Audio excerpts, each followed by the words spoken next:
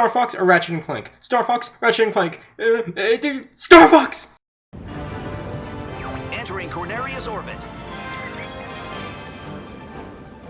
Hey folks, Brandon here. Sorry for the delay. Finally, yes, finally, I get to review a game I've been dying to play since it was first announced. A game I've been waiting for years. From the glory days of the Nintendo 64 to the less than stellar days of the DS. We finally see the return of a beloved Nintendo icon. This is Star Fox Zero.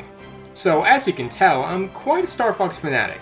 I still own my copy of Star Fox 64 and have played most of the recent titles for it, though none of those that came after 64 truly captured the feel of what the first game brought. So I was desperately hoping that Star Fox Zero would return to what made it so great in the first place. Does it succeed? Well, let's talk about the plot. The Star Fox team are a band of mercenaries who were hired to assist General Pepper during the Lilat War. Our pilots include Slippy Toad, Fox, get this guy off me! Falco Lombardi, Hey Einstein, I'm on your side! Peppy Hare. Take care of the guy behind me, Fox! Okay, they're not as needy or rude as they were back then. All of them are led by the one and only Fox McCloud, as they're sent to save the Lilat system from the evil Andross. So the feel of Star Fox immediately takes hold of you as you're thrust into the game. You fly through planets blasting everything in your path, whether it's in an R-Wing, Landmaster, Gyro Ring, or this bird thing. These vehicles play their own part in specific levels. Varying how well you do in a world can determine what sort of path you can take for the next mission, which certainly adds some replay value because your paths can alternate. The banter between you and your pilots is back. Much more dialogue and way less, "Oh Fox, help me, get this guy off of me!" Recurring characters appear with certain paths you take, and add their own spin with areas, including the always challenging Star Wolf. And that's where the similarities end.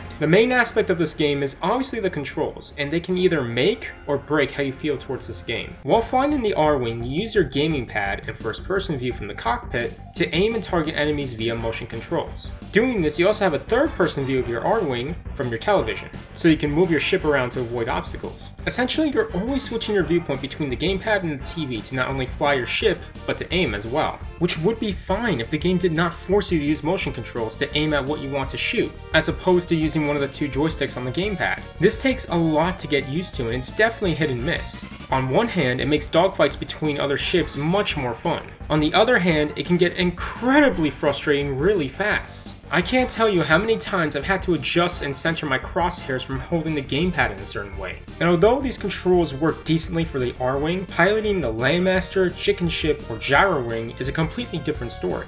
Also, real quick about the Gyro Ring. This thing is completely pointless. It's the most difficult of the ships to control, forcing you to be slow and careful with it.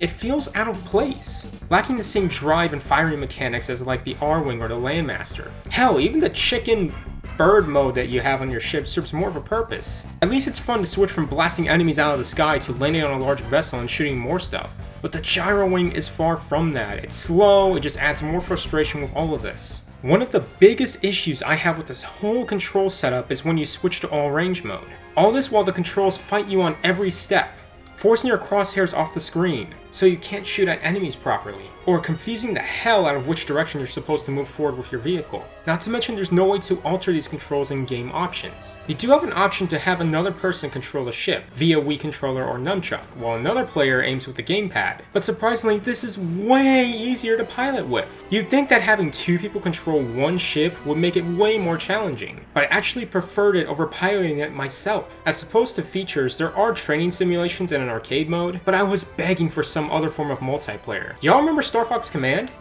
Me neither. But one of the good aspects about that game was the online multiplayer. Being able to connect with another player and try to shoot each other down with the R-Wings was awesome. Could you imagine that only on a global scale? With players all around the world blasting one another in huge dogfights. It would have been fantastic.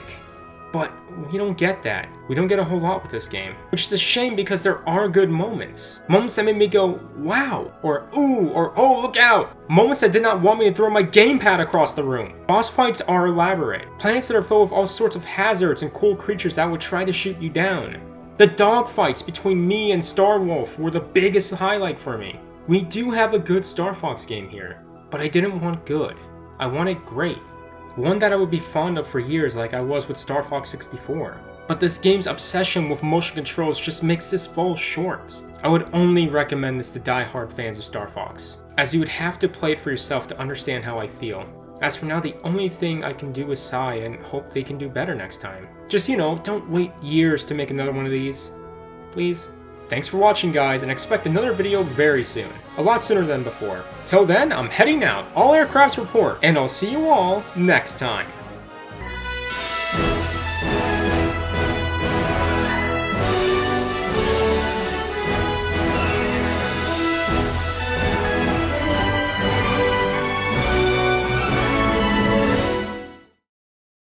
Till then, I'm heading out. All aircrafts. Till then, I'm heading out. All aircrafts.